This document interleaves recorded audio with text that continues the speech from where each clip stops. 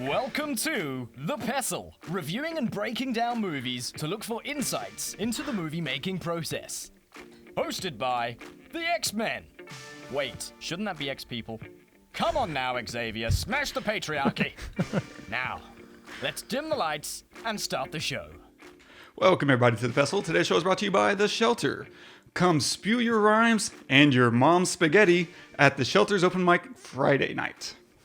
Welcome everybody to The Pestle. I am Wes. And I am Todd. And this is the movie podcast where a couple of filmmakers like to break apart films and see what we can learn during the process. I don't know, as filmmakers, just trying to hone and perfect our craft and also have a fun conversation along the way. Yeah. And for me, like, I grew up on movies. I didn't have a lot of TV growing up. And so when people reference Nickelodeon, Eat My Shorts, or whatever the thing is, Salute My Shorts, something like that, I don't know what they're talking about. But if they want to talk about, James Cameron, then I'm right there with you. Interesting. But for me, movies are usually going to be I went through a bit of a depression the last few weeks. And for me, being able to sit and watch a movie, I couldn't watch TV. Like, it was like going to feed my soul to sit and just watch movie after movie after movie. And I went through at least 30 movies over the course of, a couple weeks. And that's unbelievable. It was a lot. And I can read through like a list of some of the movies I watched, but were they like super depressing? Not really. So, okay, I'll read them. Yeah. 50-50, Spring, which you've never seen Spring, and I really want to cover that at some point. It's this little indie film Draft House picked up, actually, and they played it. It's fantastic. I want to get those directors on, too. Pride and Prejudice, Sing Street, Call Me By Your Name, The Way, Way Back, Brooklyn, 500 Days of Summer, Count of Monte Cristo, Memoirs of a Geisha, Love Jones, Prime, not Primer, Prime, My Blueberry Nights, Definitely Maybe, Cloud Atlas, Love and Other Drugs, Slumdog, Chungking Express, Spanglish, Shop Girl, 28 Weeks Later, which may or may not have been too tangential. Okay. Again. And then there was a bunch of others that I don't own, and so I didn't really have a good way to track those. But yeah, for me, just being able to kind of sit, and a lot of those movies, there's a small theme in there that you wouldn't be able to pick up. But whenever I'm going through like a tough time, I like seeing things where someone's getting crushed. I like to see people... Makes you feel like you're not alone. Yes, that's 100% it. Yeah. And it reminds me like, these are universal things that I'm experiencing.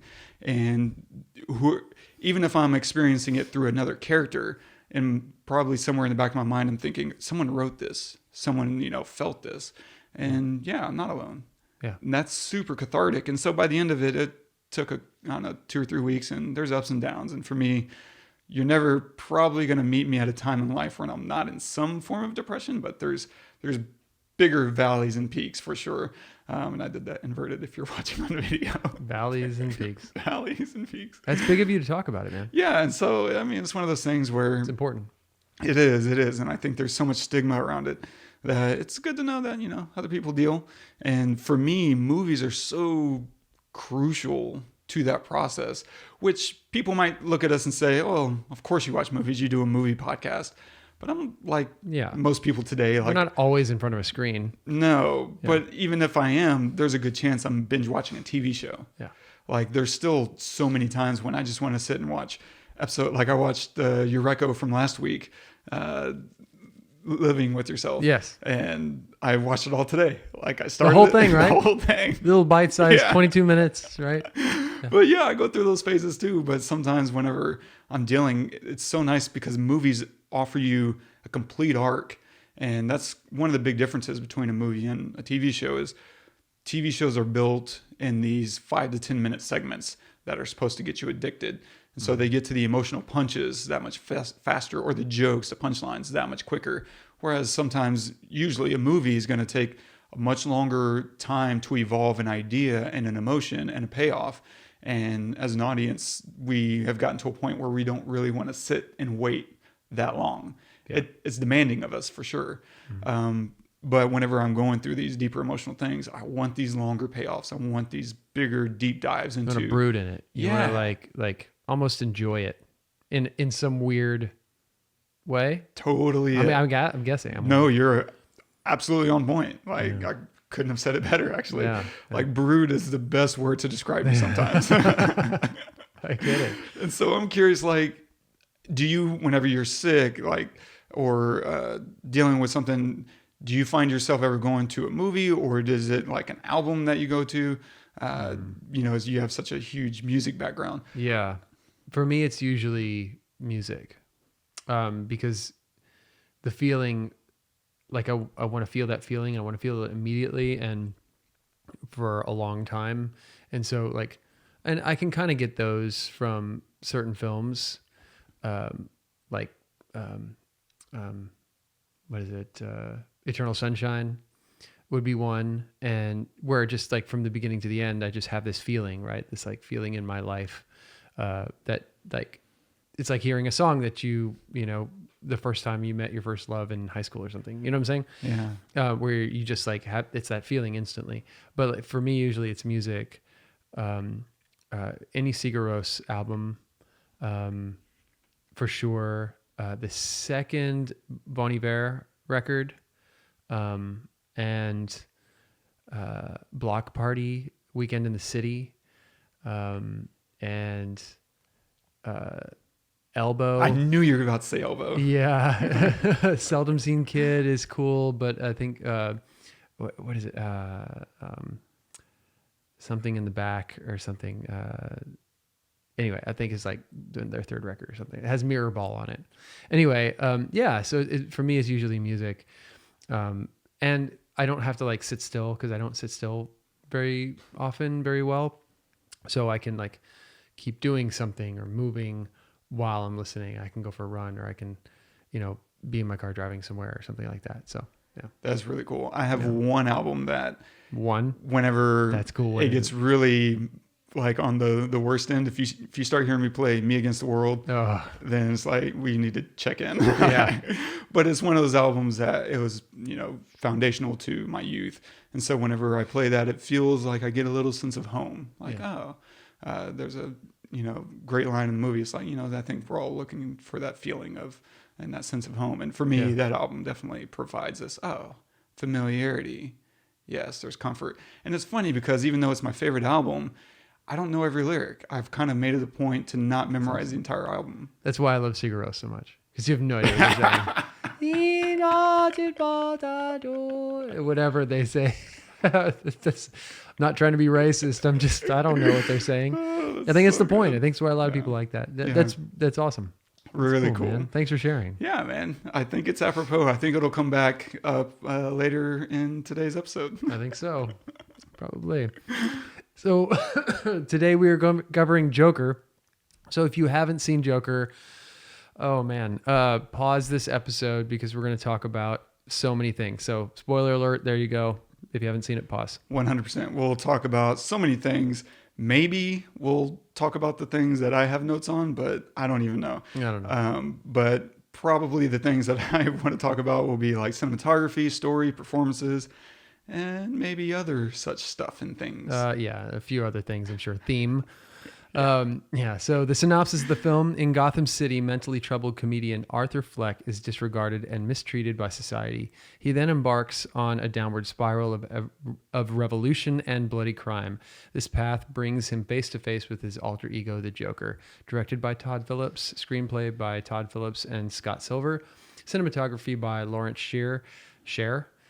Featuring Joaquin Phoenix as Arthur Fleck, Robert De Niro as Murray Franklin, Zazie Beetz as Sophie Dumond, Francis Conroy as Penny Fleck, Glenn Fleshler as Randall, and Leigh Gill as Gary. Arthur, I have some bad news for you.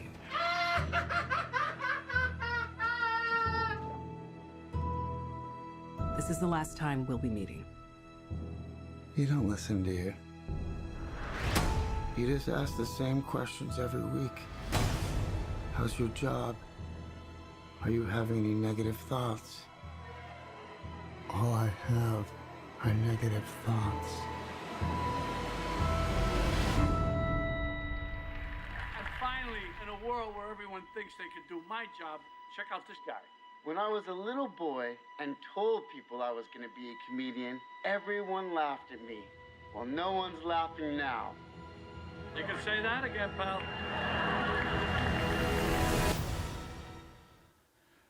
Whew. So, What did is you your think? first question you're going to ask me? I actually have a list, but yeah, I just want to start I gotta with be the, on mic for this. yeah. I'm just curious what your initial reaction was walking out of this thing. All right. It's still kind of, I mean, I'm just going to come out and say it. And I've talked to so many people who either agree or don't agree.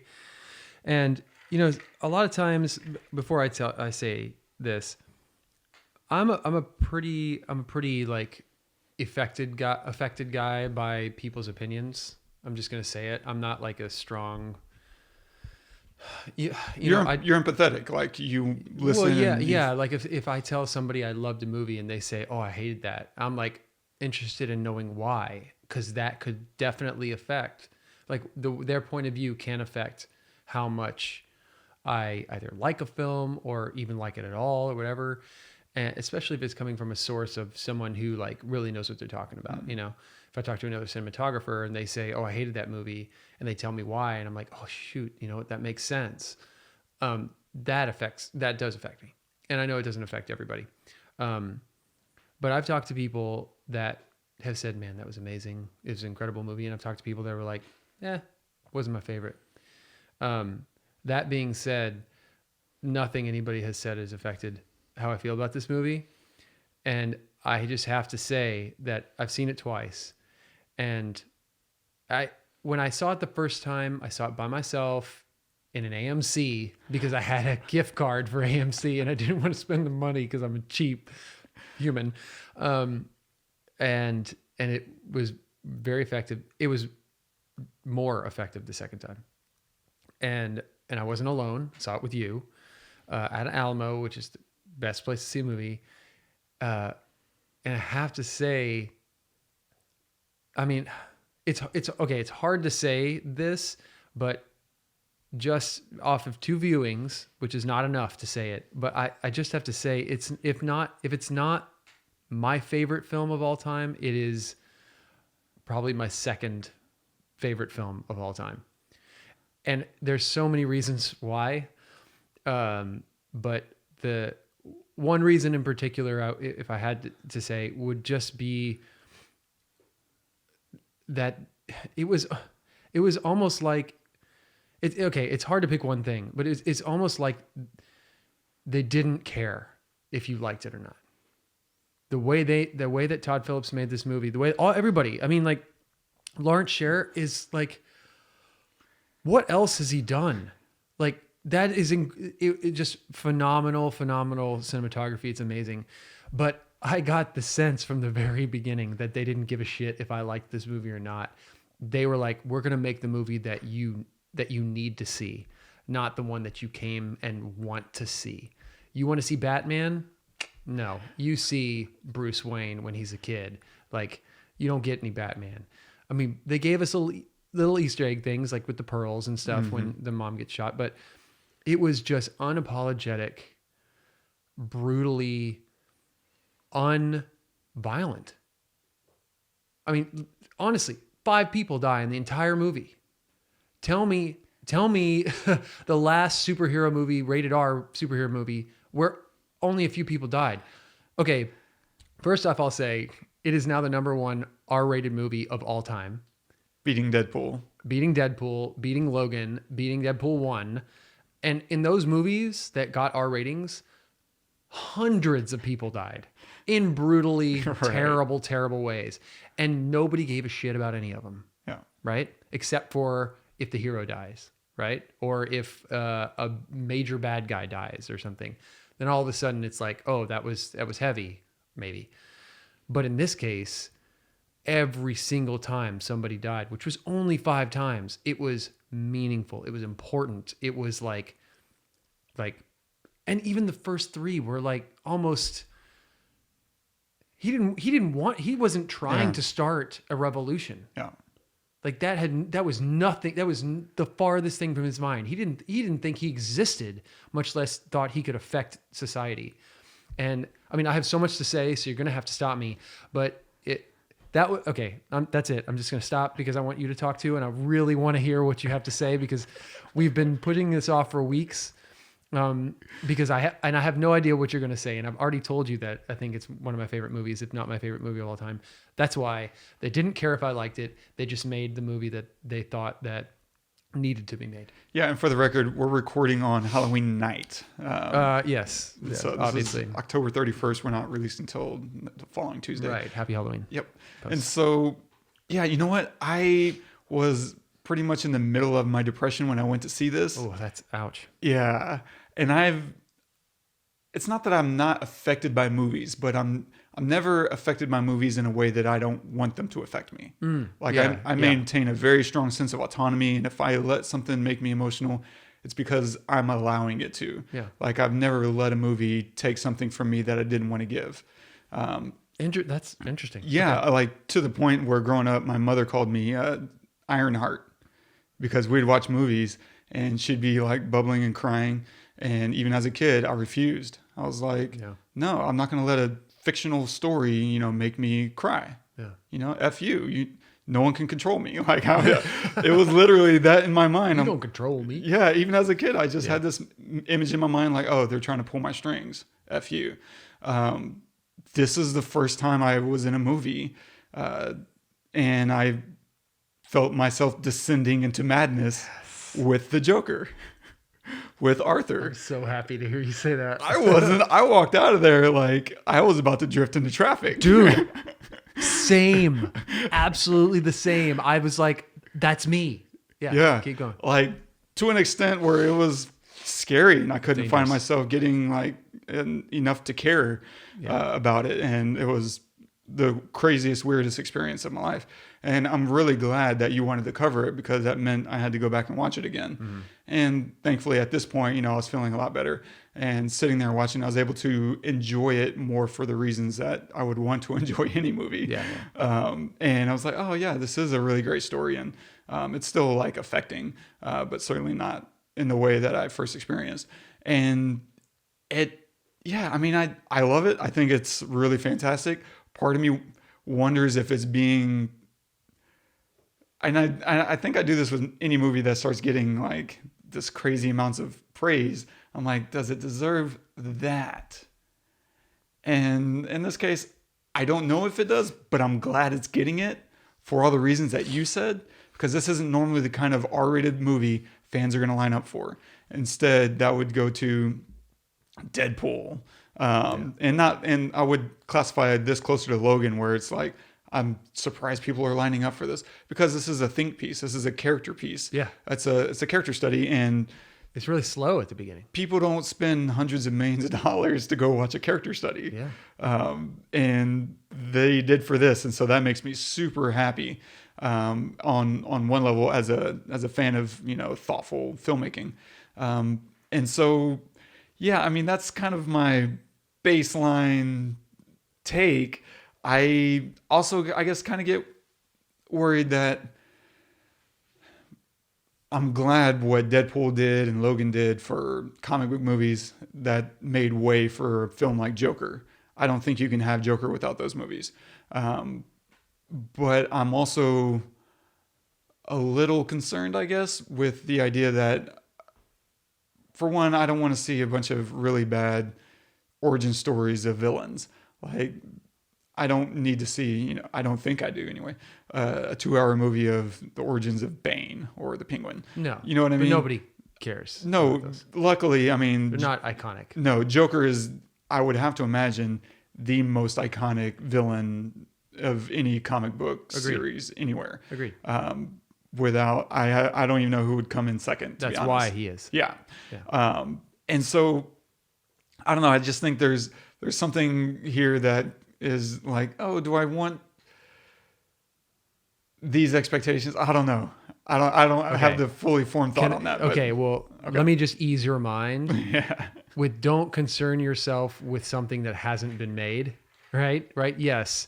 Could they go down these terrible roads and just make Jokers about everybody? Yeah. Sure. But so I have some questions for you. That you've written down? Yes, I've oh wow, formalized these thoughts because I forgot to formalize that other thought, which was formal at one point, but it's been like 2 weeks. So. Oh God. Did Arthur kill Sophie Dumond? No. What do you think happened there? Because he just exits, and we have that crazy ominous music as he strolls down the hall. Yeah. Do you think anything happened in there, or do you think he just left? I think he just left. Okay, that's just your gut feeling. Yeah, because he's not. I'll tell you why. Because I've been asked that too. He's not just a murderer of anybody. You know, he shows that when who's the little guy? Oh, Gary. Is it Gary? Yeah. Okay, cool. He doesn't kill Gary. He says, I'm not going to hurt you, Gary. You know, you've always been nice. You've to always me. been nice to me, Yeah. right? The point is, and so she wasn't ever mean to him. I mean, they didn't, hook up or anything, but she didn't turn him down either. Yeah. So no, that was my feeling too. Everyone he kills, he has a specific reason for killing. Exactly. So this is a harder one.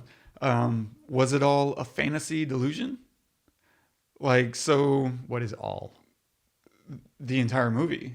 I think there's this kind of implication at the very end, whenever he's pondering, he's in the mental health ward, and she's asking him, what's so funny, and he keeps reflecting, and he's like, you wouldn't get it. And I asked that because there's a couple of other things that come way before that.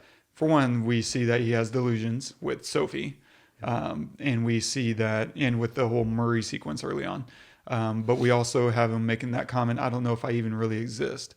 And then on top of that, you have that flashback to him smashing his head in the mental hospital ward, which, by the way, the clock says 11:11 on it. I don't know if that's significant or not, but I just thought it was interesting.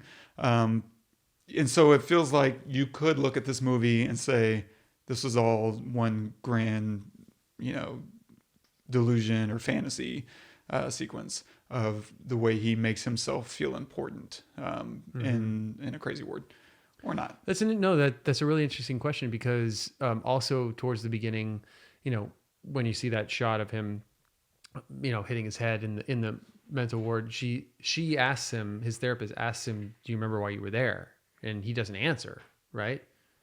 So, and I was wondering, like, wait, so he was in a mental institution before, but then later in the movie, when he goes to the mental institution where his mother was held, he's like, how does someone end up here? Right? And so, which is like, it's a confusing timeline. So, I mean, that could quite possibly, like, I wouldn't put it past them to do something like that and never give you an answer to it. Maybe in like the second Joker or something. I don't know. They might bring that up, but then they'd have to kind of recreate this violent world again. And that might get a little exhausting. You know what I mean? Because in the story, Gotham is violent. Gotham is lost, right? And so it was also an origin story somewhat of of losing Gotham, of Gotham, like Gotham's downward spiral. And so it would basically mean that they would kind of have to give you that again in the next movie when they tell you that, oh no, this was just him imagining stuff, right? Which, I mean, maybe they could do. I was going to ask, do you think there is a sequel? I hope not. No. But it made ridiculous amount of money. So probably. It's usually hard to turn that down. Yeah. Like, how would they turn it down? I would not be surprised if Joaquin Phoenix said no to the second one. And frankly, I hope he says no. Yeah. Because he could do literally anything. He does not need to do another Joker movie. I don't think they need to make another Joker movie, but money talks, man. So who knows? If they did, and I agree with both of your last comments, like, for one, I don't think it was a fantasy or delusion. I think that's a fun idea to throw out there. But Totally. I think whenever he's having that when he's in the ward and she asks him that question, he also flashes back to the idea of Bruce in the alley. And I feel like that flashback kind of tells us this all happened. It kind of solidifies it in a way, because we're seeing the fallout with Bruce. Yeah. And so I don't think so. But I guarantee there's going to be all these very thick fan theories Memes about this thing. Yeah. And so if there were, and I agree, I also don't want a sequel. I feel like we've explored this as well as I want. It won't get any better. And so if there were, who should be Harley Quinn? It should be Sophie. Yeah. Because that's who I thought it was going to be the Yeah. whole time. And when she shows up at his door, I'm like, that is so hard. Actually, I thought she was going to be Harley Quinn when she got in the elevator. Right? Yeah. I was like, oh my God, a black Harley Quinn. I want this. Please be. And then she shows up at his door. Yes, it's happening. It's really happening. And then we find out, that it was his imagination. Yeah. But yes, please. And I which is another love reason her. why I love her too. Which is another reason why I was like, no, he didn't kill her. Because I'm just saying. And now that we're saying that out loud, like there is one common thing with the number 1 and number 2 R-rated movies. She's in Deadpool 2. Yes. Right? Yes. I just realized that. I'm sure that's obvious to everyone else, but Everybody. Yeah. probably. so my last question, which is a much bigger question, did the weaponization of social media create the Joker? Whenever you think about Murray, using his station, right, shaming and humiliating him for Murray's own personal gain in front of everyone. And I feel like there's so much modern day issues that are being used in this period piece.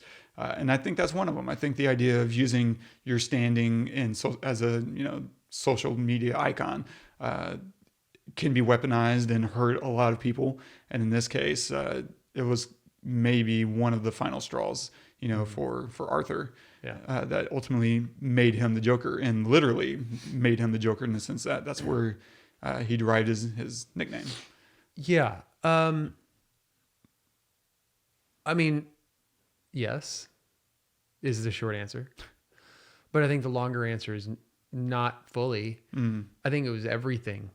And just like that was like the pinnacle. That was the thing that pushed him over the top. But he killed those guys on the train before that ever happened, and then ran away and danced in the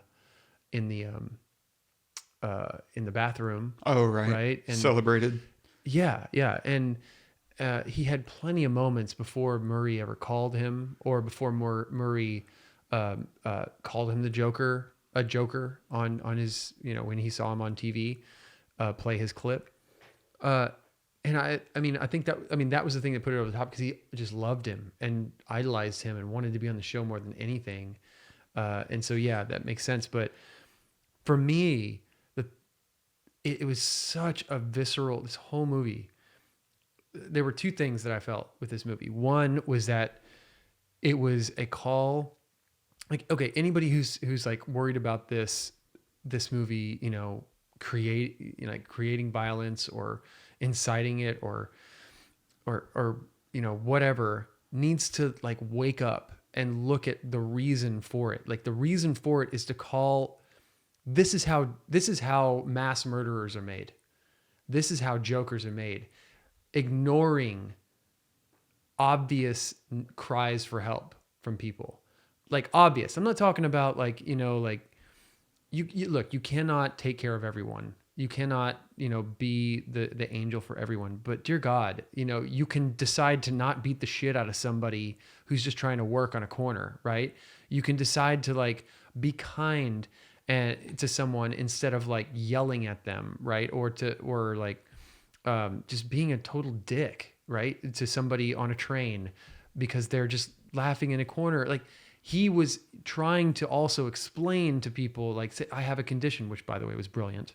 Yeah. And nobody would listen, right? Like, he was just a broken guy. And when society completely casts people aside, they've done studies about like separating parents from babies, or separating human beings from babies, and babies die. Like, they will die if they don't have other human contact. What makes us think that when we're older, that's any different, right? It's just a mental death that we experience. This movie to me is a call to society to say, you think people are born effed up. Let me tell you, they might be born different, but they are made effed up. by myself, by other people, by society, by social media, by, anything and everything. Not everybody is as strong as you are, which, by the way, I say you are one of the strongest people I know. Going through stuff like that regularly, through depression like that, just trusting that you're going to come out of it, it's got to be scary, right? Because you're afraid maybe I won't this time. That's got to be rough. But there are people that are that never come out of it. They're just always in it, constantly, all the time, at that level that you were at. And when somebody is down there, and then everyone around them just kicks them in the, just, you know what I mean? Just walks on them. Of course, that's going to make somebody snap. Of course, and it's not even snapping. It's just going to turn them into something that we all have. We all have a Joker in us. And that's why we were feeling what we were feeling when we left that theater. I came home, the first time I came home, and I sat in the living room and I cried. Because I saw myself in what was Arthur Fleck, but turned into the Joker, right?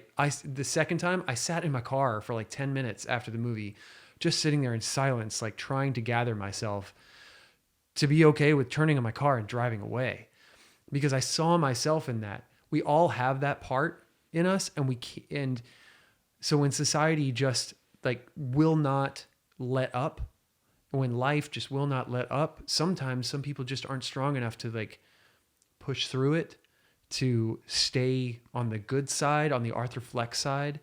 And they, because they have more of the Joker in them. Some people have more of the Joker in them than the Arthur Fleck. You and I do. Not everybody does.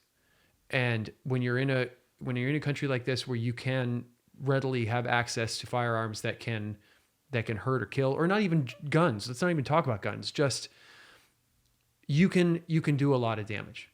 And this movie for me was a super call towards that. And the second part was what I just said, which was we all have a Joker in us. So it's both of those things. Society as a whole, and society, I'm not taking myself out of that. I'm lumping myself into that. I walk past people every day that I know that need my help. I do it.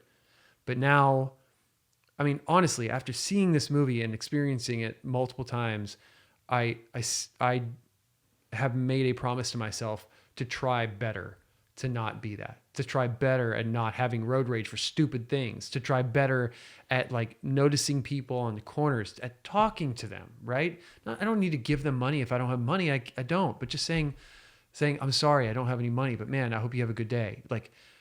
Or your day's okay, right? Things like that, tiny things go a long way. And it just, man, it really broke me. It really made me realize that I'm part of that, right? And I want to do something different. I'm going to be on a soapbox half the time on this, man. That's a very good question. And yes, I think social media has a lot to do with it, but for the most part, it has a lot to do with it for people that really put a lot of, clout in how many friends you have or how many likes you get and stuff like that. I think more so,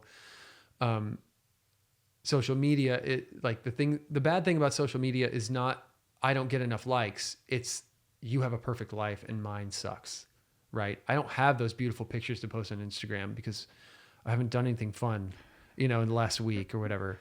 But you're out, traveling the world and doing amazing things, and I get to see that, whatever. But we don't see the other side either. It's nobody posts sad pictures on Instagram.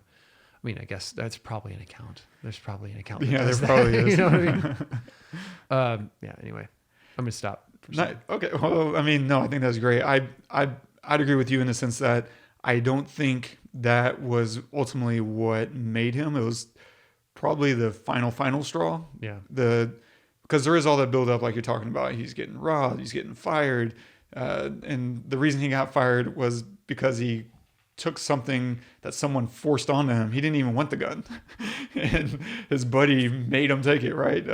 What's his name? Glenn Fleshler. Randall. Randall made him take the gun. And then, and by the way, I love his performance whenever he drops it. He does this. Oh my gosh, yes. Perfect, humiliated or embarrassed. And I don't know how to like Mix it up, smoothly. Yeah. Like it's perfect. I feel like I knew that guy. Yes. Without a doubt. I knew people exactly like that growing up that just had no suave or smoothness, and they were just a little too slow to figure out how to, work their way out of a, messed up situation.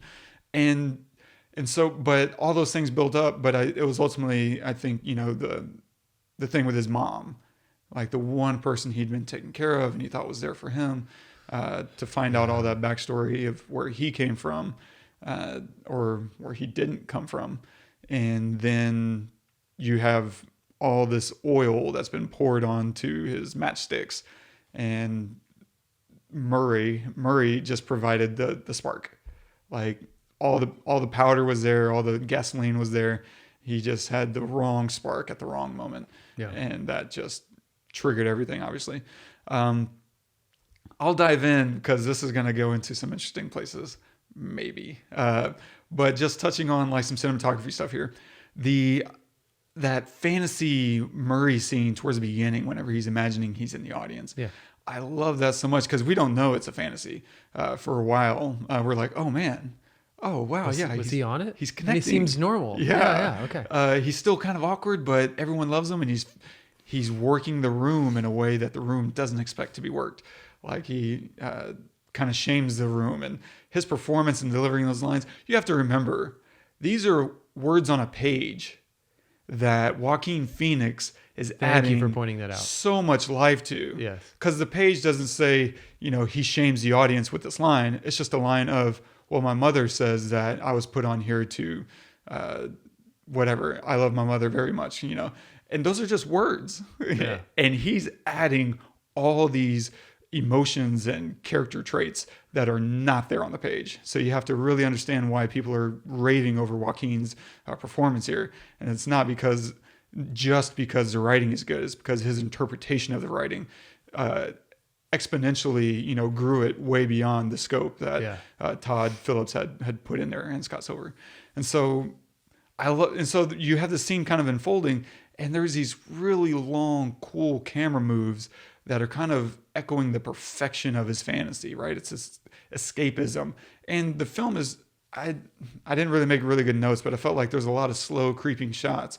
But once you're in the audience and he's coming on stage and we're watching him walk down, there's this really long circling camera move as he makes his way to Murray. And it feels so seamless and almost exquisite. And then, you soon find out that he's still back in his living room, having this fantasy. But in this moment, it was perfection. Yeah. And in his head, everything is working out to the best. All his delusions are good things. He's not deluding about crimes and evil. He's deluding people being good to him. These are his fantasies. Yeah. That Sophie loves him, that he gets to be held by someone that he respects and is looked up to. That's amazing. And so whenever you get into these moments, kind of understanding why he's fantasizing these things, I think really plays in really well to understanding his devolution at the same time. Mm-hmm. But cinematography wise, the rest of the film, we have all these really slow creeping shots that kind of creates this existential dread, right? This anticipation and tension. And the reason that works so well in this case specifically, even though it kind of echoes a little bit of Denis Villeneuve, I never know how to pronounce his name. But if you think Arrival and what was... I'm gonna have to edit this in mine. Well, we don't edit it on here. Yeah, that's right. It's the Emily Blunt film. It's the assassination movie. It's whatever. But he does a lot of these. I'm looking it up. Okay, Keep going. Thank you. Yeah. But the reason that they work in here, these slow creeping shots, is because there's a subtext, and the subtext of everything happening is that we know what he is ultimately going to become. So when you start having this kind of creeping thing, you start to feel like, oh, is this it? Is this an important moment? Mm-hmm. Is this a defining moment? Or is this when he actually goes full crazy? And then you also have all this great, laughter that's also creating tension, which is funny that there's some really good jokes in here. Like the comedians on stage are telling these really funny jokes that it's hard to laugh at. Like you can't really laugh because of all the tension that you're feeling as you're watching Arthur. And you know, as a joke is told, he starts his cackling, and you're just like, oh god, this is awkward. Is anybody going to call him out? Leave Arthur alone. We're kind of defending him. But it's this dramatic irony that we, the audience, know something the characters do not. And Arthur doesn't even know what he's going to become, let alone anybody he's in the room with. Did you find it? Yeah, there's a few. I'm not sure which one you're talking about. Not Enemy. Prisoners, Sicario. Sicario. Oh, okay, cool. That was killing me. But yeah, Prisoners too, of course. But Yeah. Sicario, he really, I think, pushes it pretty strong. Which is really good. God, yeah, we need to do that one. Yeah. And so cinematography-wise, they also do a lot of shallow depth of field, of course, which is really helpful to isolate characters from their environment so that we can kind of dive into their inner worlds, because this whole thing is a character study and we're constantly watching people's inner worlds. And the more close you can get and the more isolated and focused on people's faces, the more you can kind of see the windows of what they're dealing with and what they're thinking and feeling, and how they're reacting to Arthur, or how he's reacting, or in some cases like not reacting. Like those scenes where he's in therapy or with a social worker, and you can see she's trying to have a conversation, and sometimes he's just in his own head. Yeah. And in some cases frustrated with her. And so then you have the, I don't know if this is quite cinematography, but there's this great use of patterns throughout the film. It's part of set design for sure, and wardrobe, but they do a lot of checkered patterns, like his floor, which you could say is checkered, or you could also say it's diamond shaped, like his shirt, tile walls, et cetera, et cetera. There's a lot of these checkers and diamond shapes. And I think that's super intentional as a reflection. It's kind of like a pack of playing cards because of Joker, right? Yeah. It's a reference to I like it. This whole idea of, oh, here's a way that we can kind of start embedding this iconography or this imagery that invokes a deck of playing cards that invokes a Joker. I love that. Jokers are wild, right? And so even his eyes, right, have the diamond shapes on them, not the traditional kind of green, blurry, whatever, traditional makeup, but they use these really hard diamond shapes. Yeah, and so his mouth too. Yeah, and so you're constantly evoking these playing card, imagery that is all reflective and subtly, invoking the idea of playing cards and Joker. Going into the story, I loved all the smoking cigarettes. I feel like that was a little suggestion that this is a slow burn. This whole movie is one slow burn. Nice, yeah. And the reason for that is we're generating empathy for the villain, which is crazy. Yeah. On the one hand, we're waiting for him to snap. Like we see him get beat with his own, advertising board. And we're like, oh God, is this it? But we're constantly, because of that dramatic irony of us knowing what he becomes, it also makes us hope he takes a different path, but also understand why he becomes so evil. Yeah. And so you're creating all this empathy for a character that we have never had empathy for. I mean, you never see Joker until the only time you ever see Joker is in one shot. Yeah. Even the shots after, you don't see him. Mm-mm. It is a story about a man, a regular man like you or like me, that society turns into the Joker. So right. I'm sorry. Yeah. God, no. Here we go.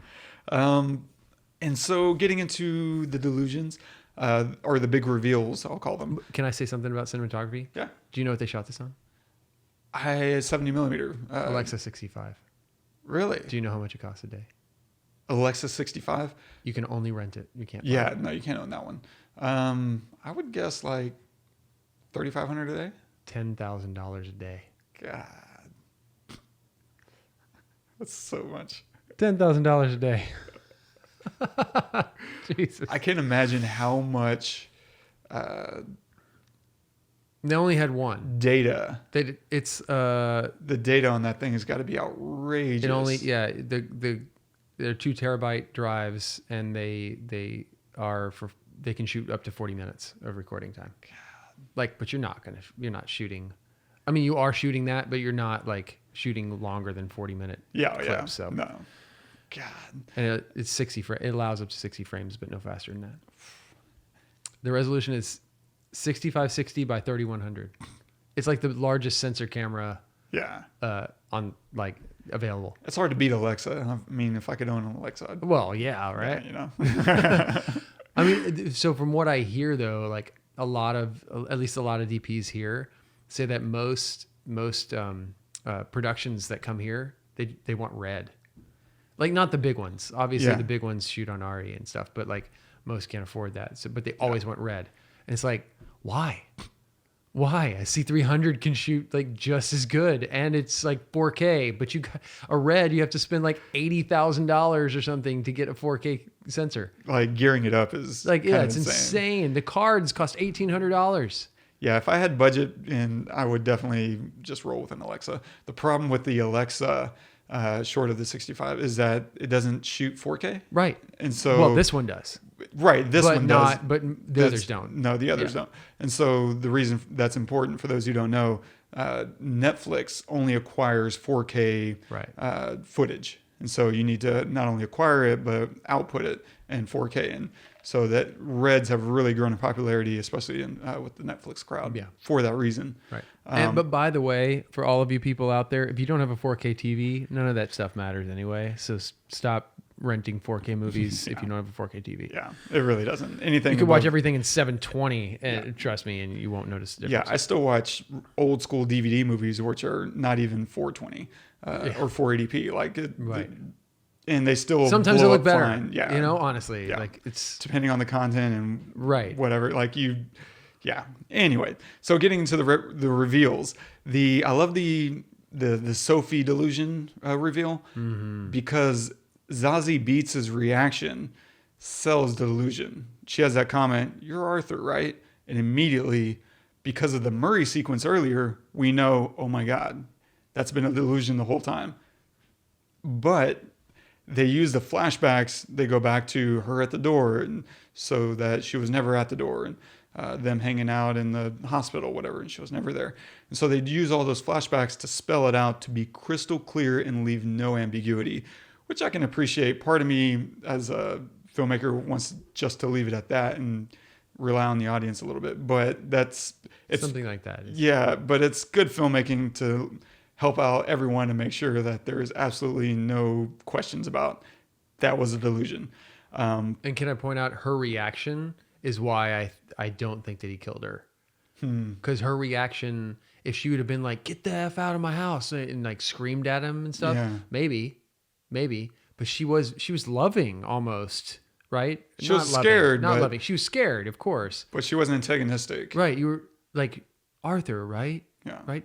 Is your mom home? Can Yeah. you like?" She was trying to like. There was a great combination of fear for her safety and also concern. Like, Yeah. I'm definitely afraid for me and my child right now, but at the same time, I think he might need help. Yes.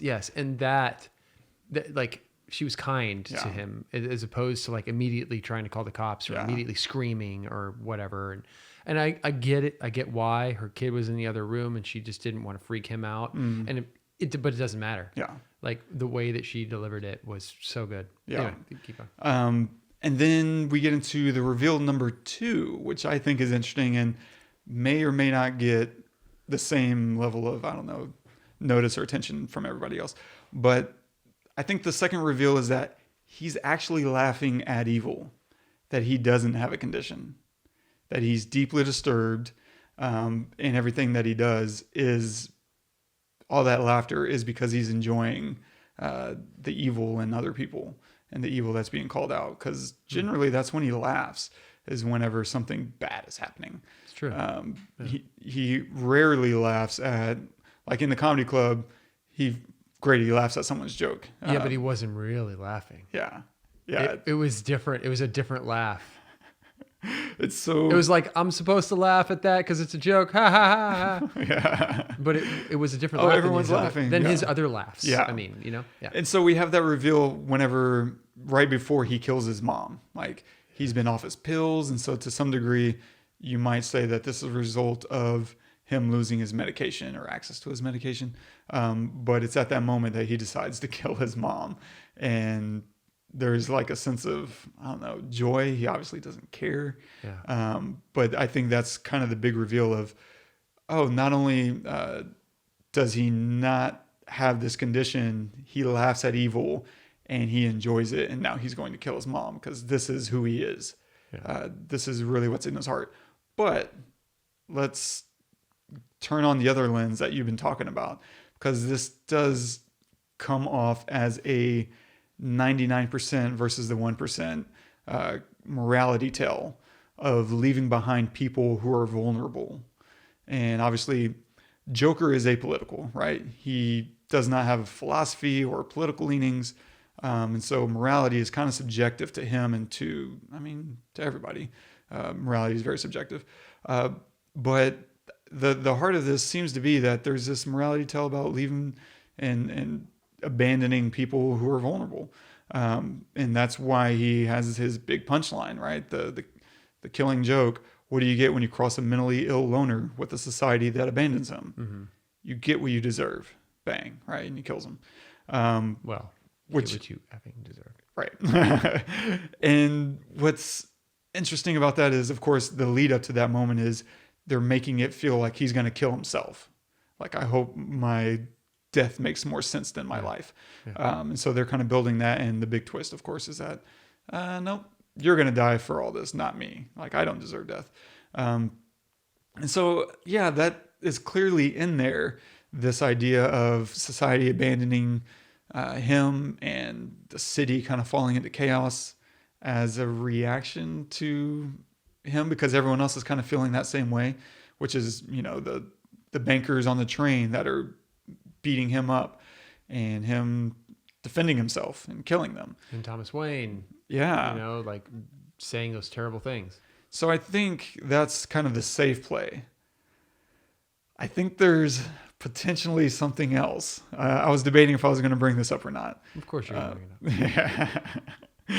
But where else would you talk about it? Nowhere. Come on. Nowhere at That's all. what we do this for. But I think this is interesting, and I'm working really hard to leave my own political leanings out of this, because I just think I think it's more important sometimes to discuss what the movie's trying to invoke and empathize and try to understand where they're coming from. And I say that as a part of the last comment, as far as this is a morality tale, 99% versus the 1%. And to this next comment, which is could be offensive to some as well. But there might be additional allegory laid in here, where the Joker is symbolism of Trump, because there's all this graffiti on the walls like resist. And there's, after his election, there was a lot of resist, nomenclature, what have you, going through social media. And there's also this idea that there's a clown in charge. I hear this a lot, through social media and even news coverage, calling him a clown. And there's also the idea that he's loved by all for the evil he invokes on a media personality, right? He kills this media personality. And that's been a big thing since even before Trump was elected, was his combating with news and media personalities, and obviously just wanting to be loved and adored. And whenever he doesn't feel that love and adoration, he immediately kicks out and attacks. And of course, there's the famous, when he was campaigning, he made this comment that I could stand in the middle of Fifth Avenue and shoot somebody and I wouldn't lose any voters. And so I feel like there could be a direction that Todd Phillips and Scott Silver were going at, with looking at how could we tell a Trump story as an allegory. And in some ways, now it's not perfect, because obviously Trump didn't grow up without means. And to my knowledge, he wasn't abandoned in any literal or symbolic sense. But I think it's an interesting play on the idea of, as an entryway to writing this character, like who and what could we model them off of? And maybe they took it as inspiration, maybe not. Maybe maybe this is all completely in my head. Interesting. That would really surprise me. But maybe this is my own delusion. Right, Murray? But I mean, I could possibly, because there was a lot of political stuff in here. Like Thomas Wayne was running for mayor, right? Right. And he was saying terrible, terrible things, and so you were just like, yeah, you kind of wanted somebody else to take his place, right? Yeah. So yeah, it could possibly. Yeah. Who knows? Yeah, I found it really interesting. I was like, it's oh, they're kind of playing around a little bit here. But I think it's fun. Anytime I kind of see an interesting route to writing in a way that isn't necessarily obvious, but kind of helps kickstart your imagination. I like that. I think that's really fun. Yeah. My last comment is about the acting. The Joaquin Phoenix is I don't know who's going to beat him for an Oscar. So this leads me to my question whenever you're done. Okay. So the thing with his performance, it's an incredibly physical performance. Like people generally think of physical comedy and they think of Three's Company, Jack tripping over the couch. Like, yeah, that's physical comedy. But that's not all that goes into a physical performance. Whenever you think of like the laughter, that's very physical. Like you have to invoke all this.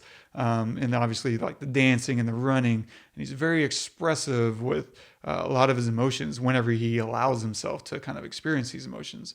But otherwise, he's also running this gamut of being completely restrictive and accessing that or displaying that to the world. Like he's standing in front of his boss and he's just kind of very still. And so it's like there's this thing that's trying to break out of him that in moments in his laughter finally kind of breaks free. And then by the end of the movie, obviously is completely uninhibited as he's doing the, the $1 Million Man hip thrust or whatever. And then, which is like my favorite freaking thing. So good. It's perfect. And then that final sequence of he murdered the attending and now he's trying to escape the mental ward.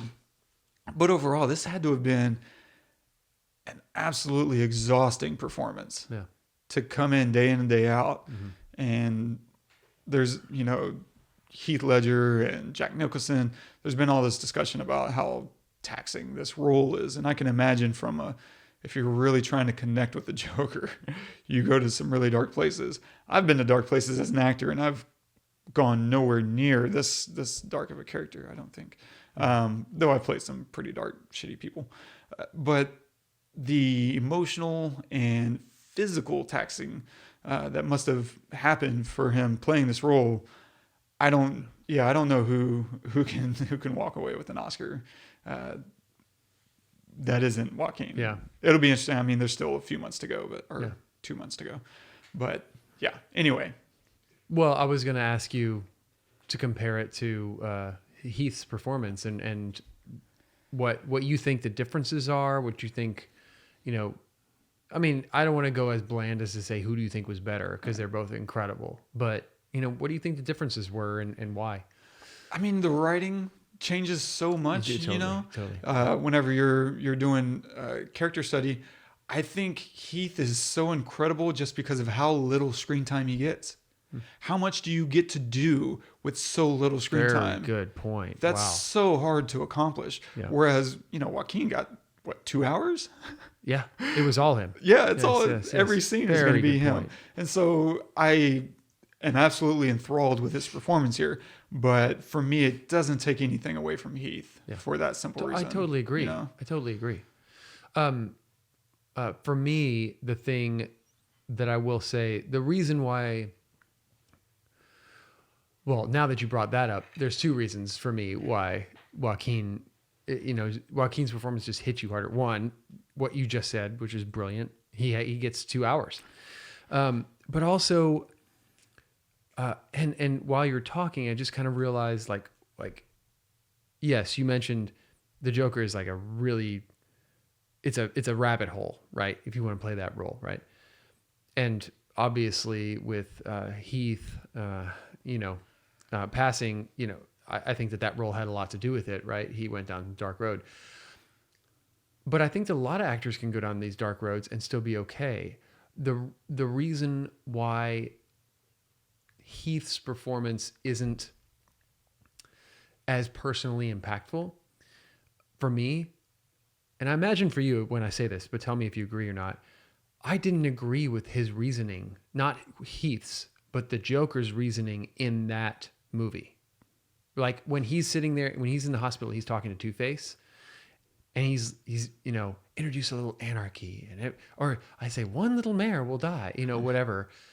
It really doesn't make sense, right? And maybe that was part of the character, but you never get an actual reason why he is how he is, or who he is, or what happened, or anything. There is no backstory, and that's fine. I'm not saying there should have been. I'm just saying you are detached from agreeing or empathizing or relating to him as a person, right? He is a character. Yeah. That's it. He's a character. And here, he gives his reason right before he kills Murray, right? And you're like, oh shit, yeah.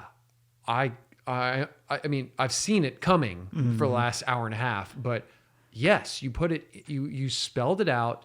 You told me why this is happening and why this is going to happen. And I agree with you. Okay, wait a minute. You're going to do some shitty things. You've done some bad things. And now I agree with you? Like, that is okay. You got to take a step back. So, not taking anything away from Heath, that is an Oscar performance and it deserved it. So is this. But for a totally different reason. And I knew I meant to add a spoiler warning to all Joker films because I knew we were going to invoke, Batman. Sorry, and you got Dark to Knight. know that. Yeah. But no, I agree. Like that Heath Ledger's Joker, Dark Knight, was a vessel for driving everything else within the story. Whereas here, the entire story is watching him, and so there's so much less under the surface. We don't really get very deep underneath who that Joker is. No. And throughout the film, I think he's lying about the origin story of his scars. Like you never, because he changes it all the time. And I think that's a running theme throughout the comic books as well. But yeah, so I don't think they ever really give you enough beyond the fact that, some people just want the world burn. Yeah, and so that's the point, I guess, right? Yeah, however he got to the way he was, maybe was going to be fodder for future films if Heath had stuck around. But there was just not enough below the surface to give more reasoning or more emotional depth. And maybe to a reason you don't want to see him win. You want to see him fail. And if you give him too much emotional resonance, then suddenly you're rooting against Batman. Yeah, right. That's not a good place to come from either. Yeah. He's the Dark Knight. Interesting. Yeah. So, I mean, that's kind of all I got. But you haven't told me like what you think of the movie. I was so screwed up after that first one. I hated it. Like I went home and I told my roommate. He was like, "You hated it like as a bad movie, or you hated it like I hate you?" I don't know. I mean, maybe both. Yeah, okay. Maybe both. I honestly don't know. I was cognizant that it was a well-executed film, well-written and performed and crafted. I was very aware that this is an incredibly well-made movie. I didn't know that I enjoyed it, though. Like, did I enjoy those 2 hours? Would I want to go through that again? Not necessarily. Did I walk away with anything that felt worthwhile and I didn't feel like I had? I would say the second viewing changed that, though. I would say walking out of the second viewing, I was like, oh, no, I definitely appreciate the conversation more, and I like it a lot more. I definitely don't love it. I love it as a work of art. It's this weird thing. I have this with several movies that I love as a work of art that I'm like, I don't want to see that anymore. I don't want to go through that experience ever again. But doesn't that make it brilliant? Yeah, absolutely. I don't want to see Hereditary ever again. Ever. If you've never seen Blindness, I don't want to see that ever again. Like there's just a handful of really dark, incredible films with something to say that I don't want to hear. Interesting. You said it. I heard it. Okay. Moving on. Okay. And so I can assume what you would rate this if we're going to the 5-star system. 6. I'm giving it an effing 6. Yes, yes. There's literally nothing I would change. Yeah. Yeah, there's Then nothing. I have a question for you after you tell me. For me, I'm probably at a 4. Okay. Like, all right. Yeah, there's nothing I would change, and I think it's incredibly well made. And I would want to see, like, if we were doing a recommendation algorithm, I'd want to see whatever you watch this, and therefore we're going to recommend X, Y, Z. I want to see all those movies. Yeah. Because I really think this is a fantastic film for sure. Okay. It's my emotional reaction that I have trouble with. Okay. So I was talking to a cinematographer friend of mine, and he said, yeah, it was a good movie, but I felt like the story was flat, and really what held it up was the performance, which was really an awkward thing for me to hear, because that's what movies are, right? Right? Yeah, you can have an okay script, but if you have an amazing performance, it's a really good movie, right? I'm not saying that like you don't want both. You obviously want both, right? You want a good script and you want a good performance. But what is your take? What is your take on that? Like, if you would have put somebody else in as Joker, or you would have had a stronger script, do you think it would have affected anything, or do you think anything was lacking in that regard? No, I think that was an incredibly well-written script and a great story. I 100% disagree with whoever said that. Okay. But I think if on a very basic level, a story has a beginning, middle, and end. And ideally, the end has some connection with the beginning, and the middle is some type of transformation between the two. Mm-hmm. That's at the very baseline what a story is. And this has all of that in spades and spades.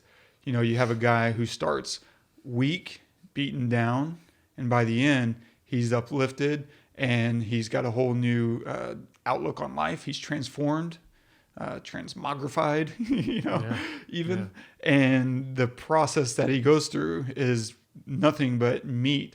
So no, I think this is an incredibly well-written script. And to the point that I think you could plug in a lot of other people, and walk away with a really fantastic movie. To a large degree, I think Joaquin brings something else to it for sure. But I just think that so much to the point that if I had just read this script, I would have had just as visceral of a reaction, because the story is that compelling. That's good to hear. I agree. And then my last question. You and I really identify, the movies we really identify with have an amazing soundtrack. What did you think of the soundtrack of this film? It's soundtrack. I don't know if you could call it soundtrack. It's a score. Score, thank you. Yeah. It was great. I felt callbacks to other films. At no point did I ever... Okay, at some points I felt, the score is really like talking to me right now. But they were more increasingly rare. Like, obviously the end ramp up is just foreboding and all that existential dread coming to fruition. But for me, it really begins at begins him walking out of Sophie's apartment. Boom, boom, boom, whatever. And that beautiful up angle shot of him walking down the hallway, like it's powerful, But yeah, I would say it affected me on an emotional level more than I couldn't really call out any of the beats, but emotionally it carried the movie so perfectly that I rarely considered it. And I was more tuned into the performance because of that. Yeah. So to me, it was a perfect supporting element, exactly as a script and cinematography and everything else should be dovetailing together, right? To tell the story instead of calling attention to itself to some degree, even though some scores call attention to themselves and feel like an addition to the movie in the best way possible. Yeah. But in this case, I felt like it was just the perfect supporting undercurrent of what Arthur was going through. What about you as an artist and musician? I couldn't agree more. But for me, it was visceral. It was like, if any other notes would have been played, it would have ruined the entire movie. Yeah. which is what a good score is supposed to be, right? And whether you notice it or not, it doesn't even matter. Some of our other favorite films also contain our favorite scores, right? So, and they are wound into the fabric of the movie. I feel like this did it better than almost any other one. Whether you just chose to notice it or not, you could decide to not notice it and just enjoy the movie, or you could decide to really just lay down in it. You know what I mean? But I'm so glad you called attention to it, because I really spent very little time. I spent some time, but very little thinking about it. And I love that, because so often movies, and we've talked about this before, they do these temp tracks and they just kind of water down, and it feels like something you've heard 1,000 times before, and it feels completely washed out. And it doesn't feel like it was tailored to this scene, to this moment, to this emotion. And here they clearly went the lengths to say, I'm going to sit down with the composer, which I don't know who the composer was. I think it's some Japanese guy. I'm not sure. Nice. Yeah. And they said, how can we, support this and add to this in a way that brings out the emotion and the tension and everything that's happening in the story from scratch. Let's just start there. It's so great because there's a motif, but there's not a motif. Yeah. The motif is a sound, right? And you have like 3 notes that are randomly played in back and forth and back and forth. And they're so broken. They're broken up, and yet they're still held loosely together. Right. So and they really come out when little aspects of the Joker come out, right? The first time he dances in the celebrates in the bathroom, right? That's a huge, huge moment. And you start to hear like these cello notes being played, and there's like 3 or 4 of them, 2 or 3 or 4 of them. And then just this one, then that one, just randomly played. And they're held together by some drony sounds, right? Yep. But they're very wire thin. And then later, as he does like other crazy stuff, and it starts kind of like congealing, right? It starts, every time you hear it, it's a little bit more together. I mean, there's other movies that we can mention that do this really, really well that we've done on the podcast, right? And this one is really great though, because like I said, you could choose to ignore it, or you could choose to like really pay attention to it. And man, like in the end, ending credits, when we saw it, I like couldn't move, man. I was so enveloped by it because of the buildup, right?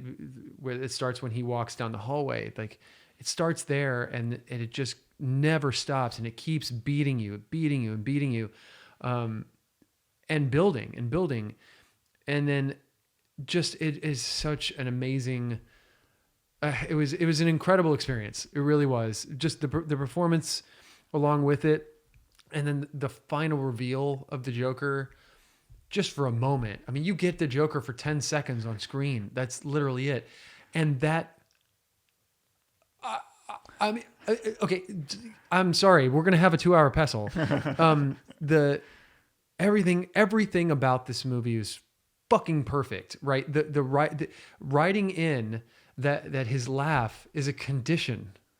Like, okay, his laugh, the Joker's laugh is always supposed to be iconic, right? It's always supposed to be like special, unique to this one movie, or unique to this one actor that plays it, right? Or something like that. Or maybe it's not. Maybe he never laughs. Or it's not that big of a deal or something.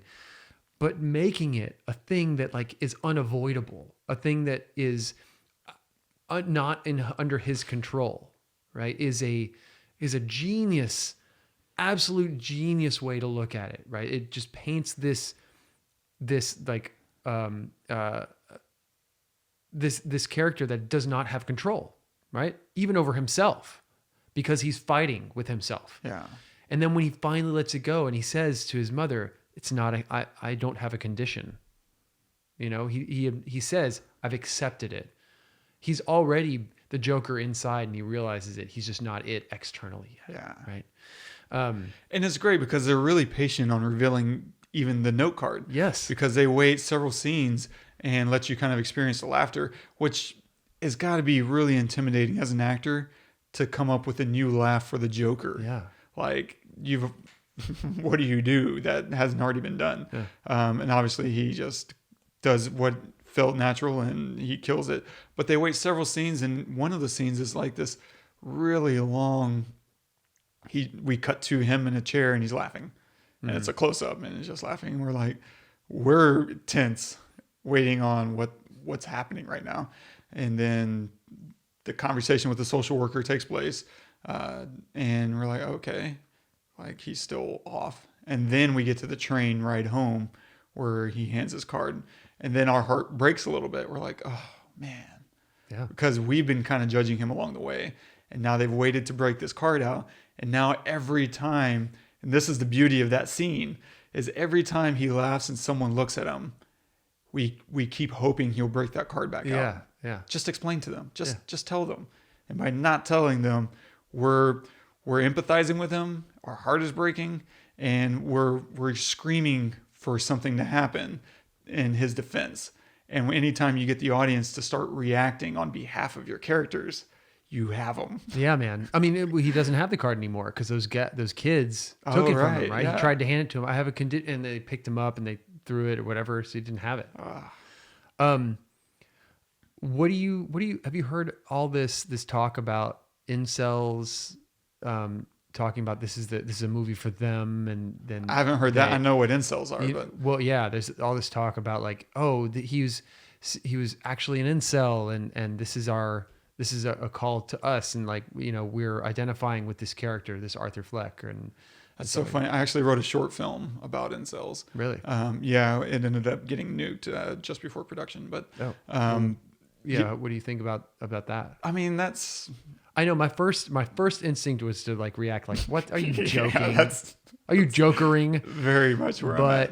But you know, I'm seeing it a second time. There are aspects of him that I could see an incel seeing and trying and identifying with. Because if you identify as someone as like an incel, you are looking for others that also identify as that as well. It's not like you see one. Yeah, I feel like you get this a lot in society. And on the one hand, that's what a well-written movie will do, is tap into these universal truths. Yeah. And so anyone can identify with it, even though it's super specific. This story is a very specific story about Arthur Fleck and what he went through.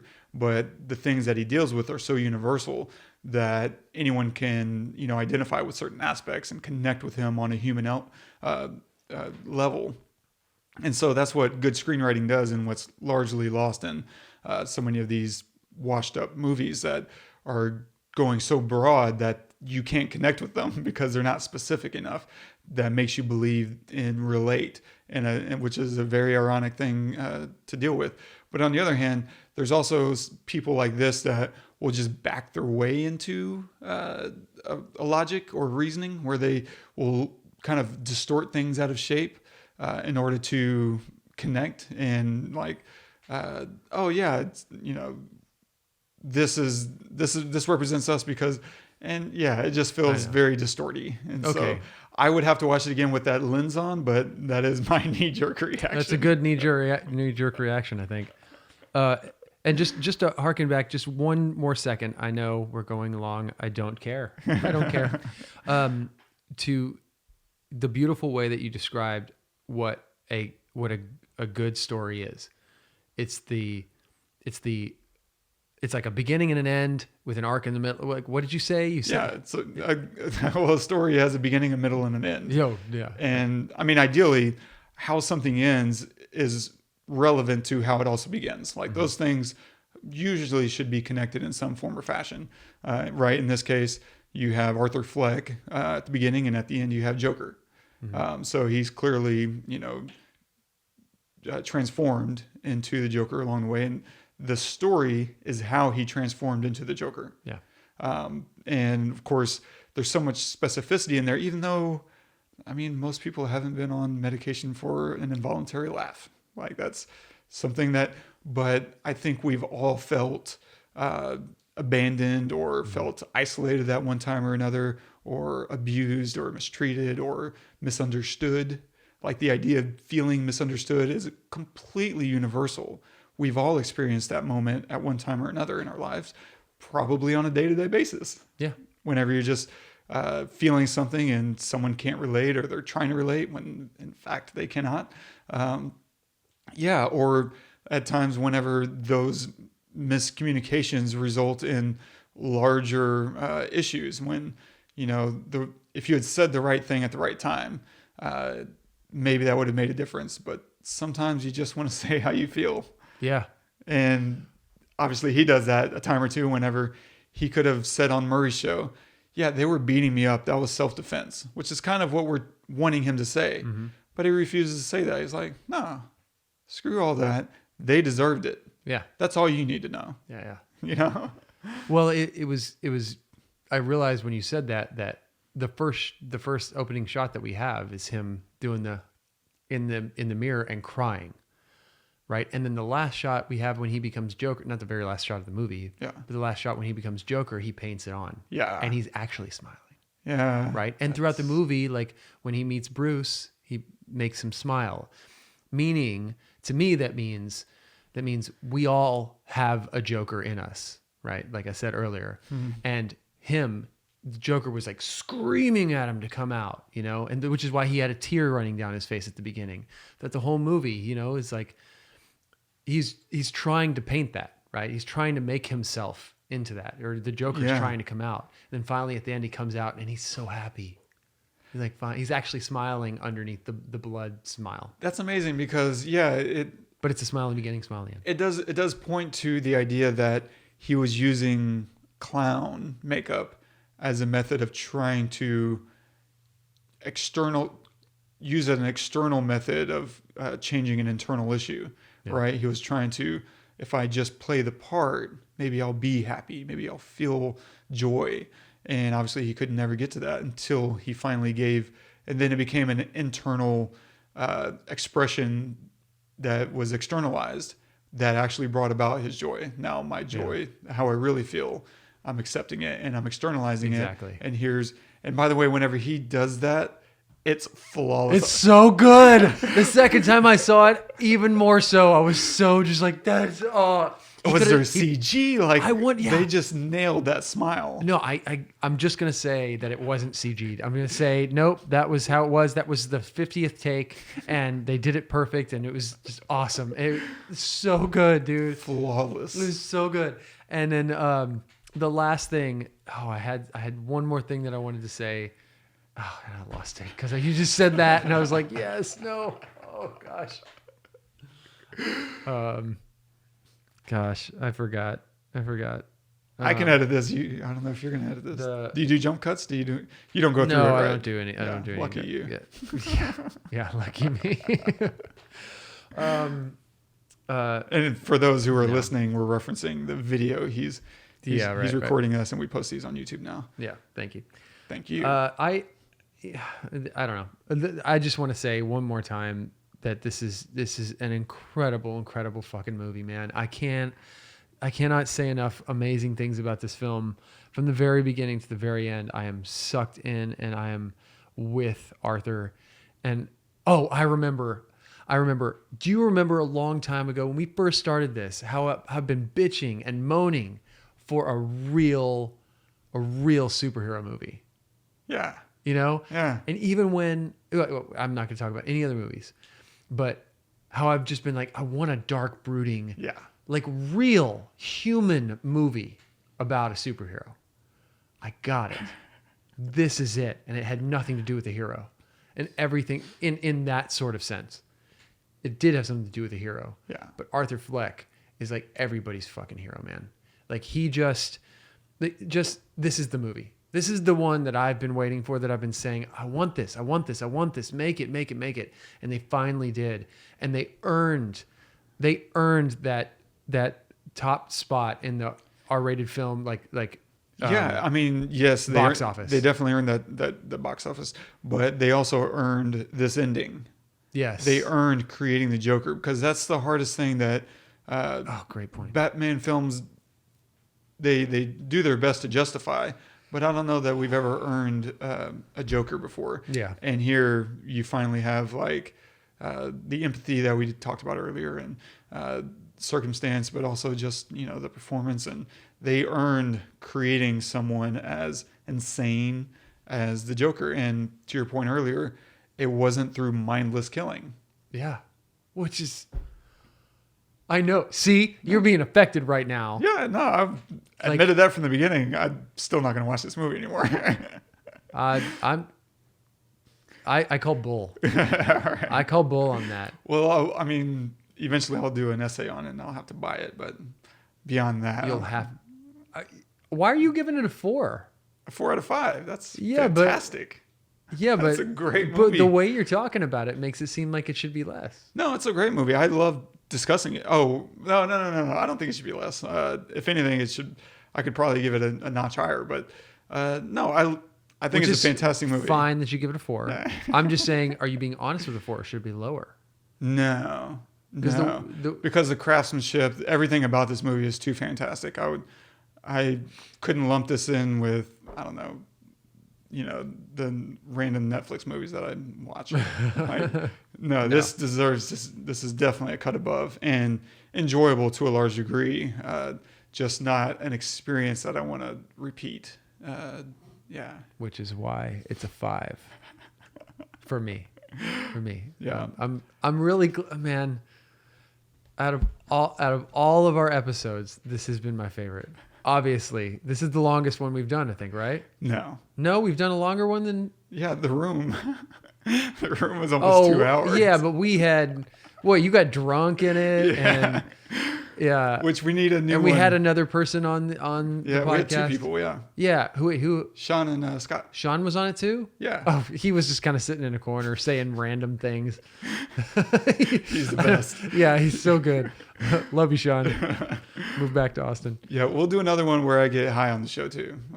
But well, now it's on camera, so it'd have to be beforehand. That's interesting. You don't want to get not on camera. No, that's a good point. Dang. Yeah. Or we just don't. Or you just walk out of frame for a minute, walk back and be like, I'm good. I'll put up a curtain. Right. Yeah. Just a billow of smoke comes out. Oh my gosh. We're doing it. You heard it here. But that also means you got to watch a really bad movie in order to get that. Because that's the whole purpose. You could watch a really great movie like Labyrinth or something. I want it to be because I can't talk about this movie. It's so bad that I can't do it sober. I got to get high. Like, I want to do Twilight, which I'm going to talk you into. Oh my God. Please don't make me do that. Hey, I mean, no. The maybe it's a great cinematography movie. and music of the first Twilight are actually fantastic. Okay, I'm done. What are you going to recommend this week? That's it. So I was trying to think of what to recommend, and I just, let's just stick with the comic book stuff, and I want to recommend Into the Spiderverse. Oh, nice. It's my favorite Spider-Man movie. That's fantastic. Easily. Yeah. Nice. I'm going to recommend, not tangential whatsoever. I just saw it on Amazon Prime yesterday, I think. It's called Never Going Back. And it's a stoner movie of these 2 girls who are wanting to go on a trip to Galveston. And it goes in some really weird places. It's hilarious. Okay. Check it out. We'll put links in the show notes, of course. And yeah. So... want to give a couple of shout outs to our Patreons or Patronites. Yes. Patrons. Alyssa, our favorite people in the world. Joe and Izzy, who also bought some swag. Super excited. Thank you guys for supporting. Yeah. And if anybody else wants and Mark also. Yeah, Izzy. Well, I call him Izzy. Oh, is that the same? Yeah, same guy. Oh, okay. Thanks, Iz. Yeah.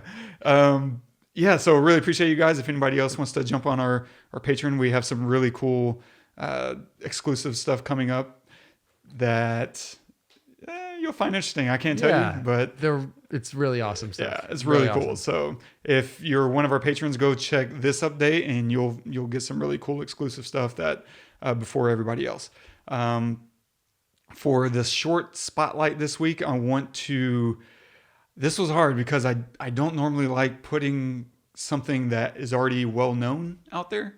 But this was just so well done. It's something you sent me several weeks ago. Really? It's called Circle Back by Samantha Jane. And it's this Oh, yeah. poem that is... You just got to watch it. Yeah. It's really fantastic. On Cake. So yeah, on Cake. It's a TV show on FX. Yeah. And so go watch it. It's really fantastic. I think everybody will lay. It's kind of satirizing office life. Yeah. And she just nails it. Yeah, it's brilliant. So stay tuned next week. We are going to cover... I forgot to... We normally do this ahead of the show, and I threw out a bunch of options that I never confirmed with Todd beforehand, and he's highlighted some great options. And I think I want to do something kind of light, so maybe Edge of Tomorrow. Let's do it.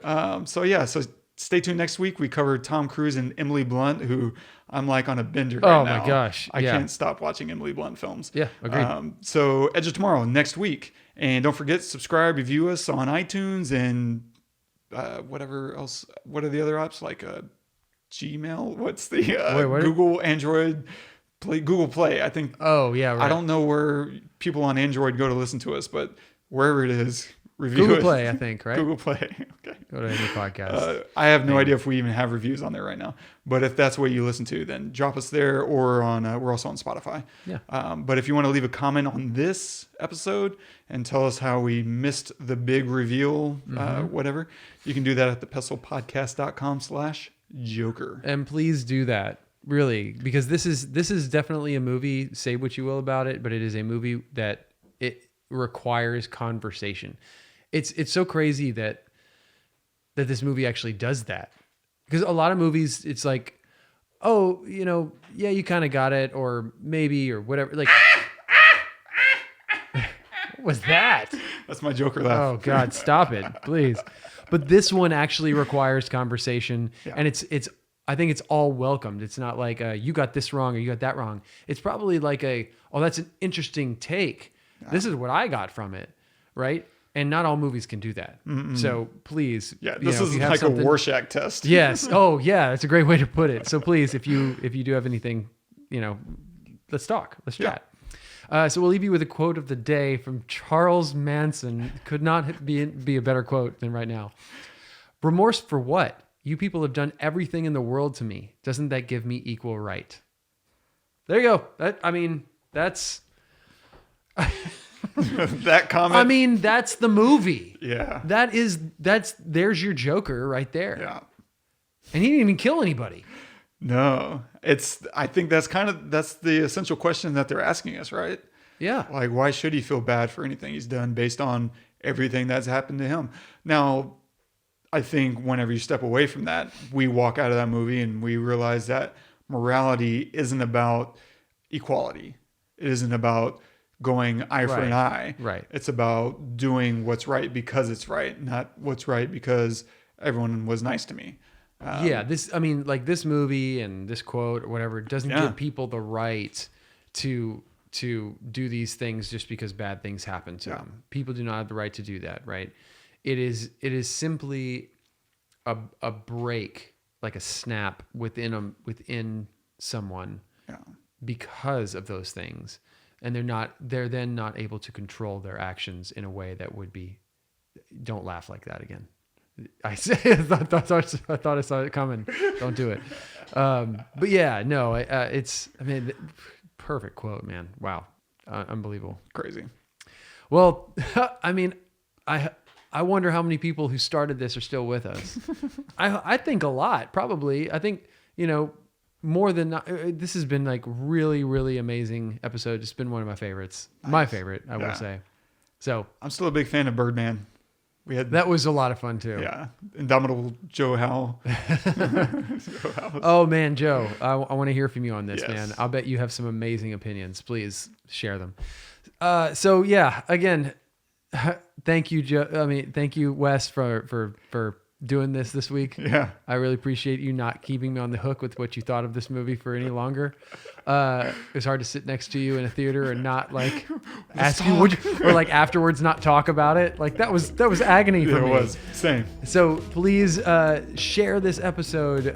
Tell your friends about it. All that good stuff. And thank you to all our patrons and everything, and for sticking with us through this whole hour and a half episode. Join us next week when we do Edge of Tomorrow. Until then, I'm Todd. I'm Wes. Go watch the movies.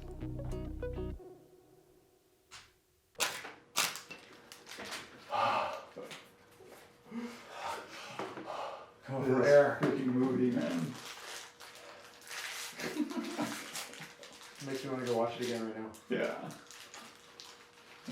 Without you, I don't need you.